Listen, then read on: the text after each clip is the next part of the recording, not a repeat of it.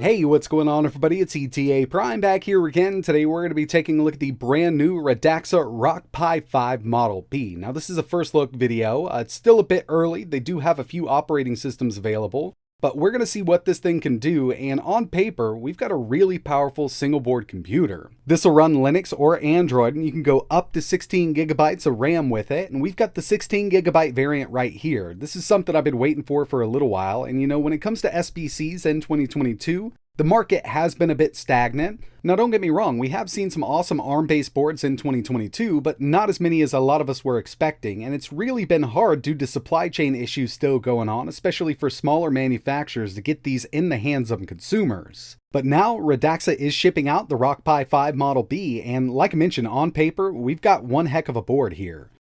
Along with the Rock Pi 5, you can also pick up their passive cooling case. This is an aluminum case that this is going to go right inside of. And they've also got their own branded USB cables and chargers. This is going to require their 30 watt, and you can pick it directly up from their website.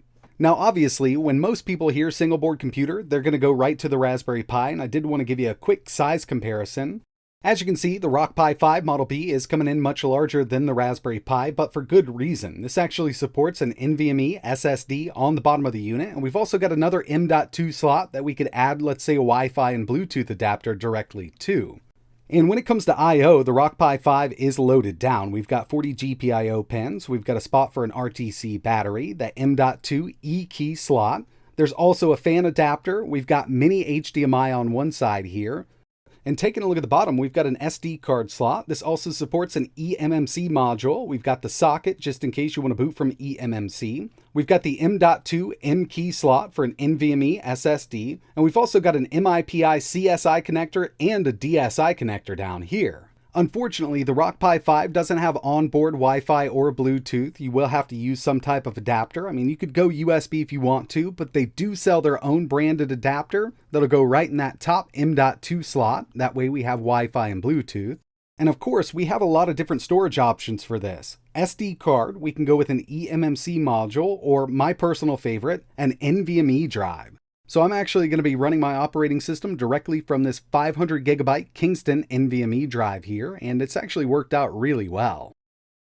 Now taking a look at the specs of the Rock Pi 5 Model B, for the CPU, we've got the RK3588. This is an 8-core ARM SoC, 4 A76 cores up to 2.6 GHz, and 4 Cortex-A55 cores at 1.8. For the GPU, we've got the Mali G610 MP4 with full support for Vulkan and OpenGL. You can get this with up to 16 gigabytes of LPDDR4X RAM, so it comes in 4, 8, and 16. I've got 16 here, and it is running in dual channel. There's several ways we can power the Model B, using a PD 2.0 charger, so 12, 15, or 20 volts, a fixed power supply anywhere from 9 to 20 volts, or even power over Ethernet. It's got 3 HDMI ports, we've got 2 full-size and 1 micro, 2 USB 3.0 ports, 2 USB 2.0 ports, 2.5 gigabit Ethernet, and this is capable of running Linux or Android. Over on their website right now, they've got Android 12, we've also got Debian with desktop, and an Ubuntu server image, but with that we could always install a desktop if you wanted to. For my first look video, we're actually going to be taking a look at Android 12, and I will have a full Linux video coming up, so let me know exactly what you want to see running. Armbian actually just released an image for this board, and that's something I'm really excited about testing. Now before we jump into it, I did want to do a quick assembly on this case, and I actually really do like the look of this. The top is aluminum, bottom steel. It's going to make contact with the CPU here, no moving parts whatsoever. I'm going to be using a thermal pad instead of thermal paste, and it will keep this nice and chilly. And once it's all together, it looks something like this. We've got access to all of our external I/O, and they've even kind of made it look like a little guy over here with that micro SD card slot mouth.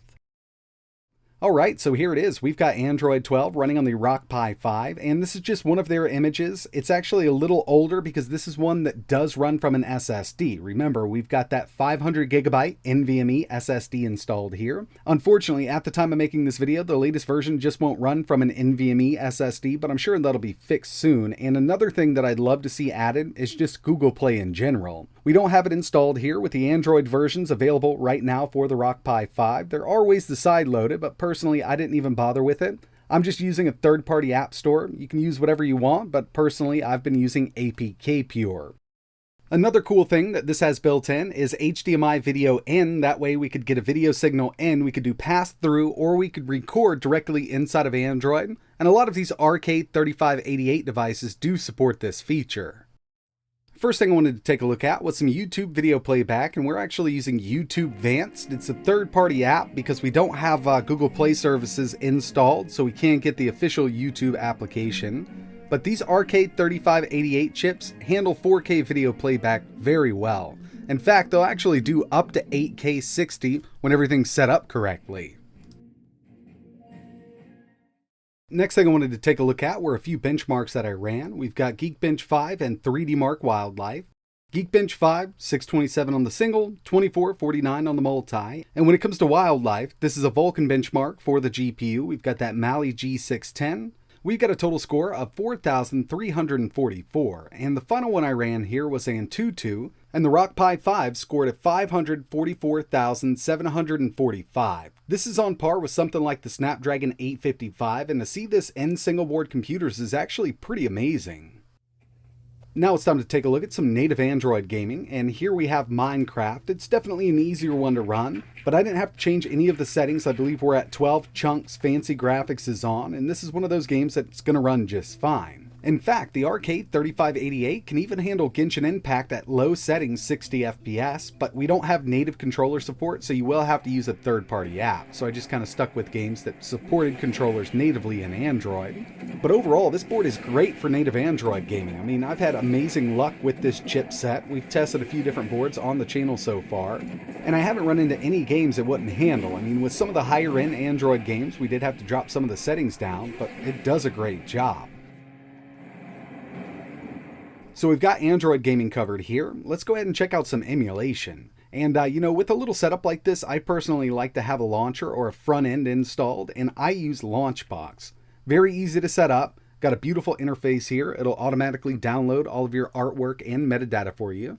And I've actually got everything running from a USB drive. That way I could actually easily transfer this over to the next single board computer or another device that runs Android. But as you can see, we've got themes that we can mess around with in here. We can set up our emulators. It does support most every emulator that you can get from Google Play or any emulator that really runs on Android right now. And when it comes down to it, my favorite part about LaunchBox for Android is just how easy it is to get all of your stuff imported and set up, ready to go. Checking out some PSP emulation, we've got the standalone version of PPSSPP, Vulkan backend, 2x resolution with no hacks, and this is Chains of Olympus running at 60 FPS. I know it's a bit hard to see, but the FPS is up in the top right hand corner. These newer chips handle PSP emulation absolutely amazingly. This is a harder one to emulate, and we're at 2x, but with the easier stuff, we can even go up to 5x resolution. Another thing we can actually play on this is some Gamecube and Wii games. Now I will admit it's not going to handle every single Gamecube and Wii game using the Dolphin emulator, but with easier to emulate titles, it will run them at full speed. So if you wanted to do something like Mario Sunshine, we've got Time Splitters 2 here, some Tony Hawk, things like that, you can run them. But I gotta say, one of the most impressive things about this chip and the Rock Pi is PS2 emulation. Again, kind of just like GameCube and Wii using the Dolphin emulator, we're not going to be able to run every single game at full speed, but there are a ton of games that are fully playable on this, and even some of the easier ones can go up to 3x. Here's Gran Turismo 4, and we're actually in safe mode with AetherSX2, so we don't have any kind of cycle skipping going on, and it's running at 60. So far, actually been having a really great time with the Rock Pi 5. Can't wait for the operating systems to be updated just a bit. Hopefully we do get Google Play for Android, but I'm really excited about doing the next video, Linux.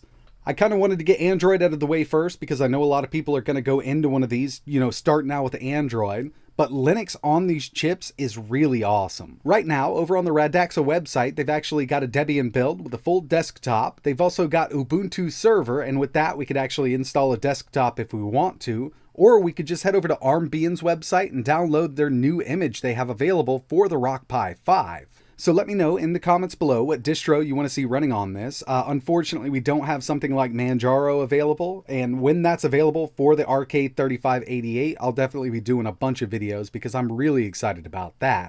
But there are a few to choose from, so let me know what you want to see in the comments below. And I'd also like to know what you think about the performance of this board. I think, with Android itself, we're getting great performance out of that RK3588.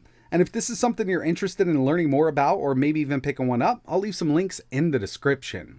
But that's going to wrap it up for my first look video at the Radxa Rock Pi 5 Model B. If you have any questions, let me know down below. And like always, thanks for watching.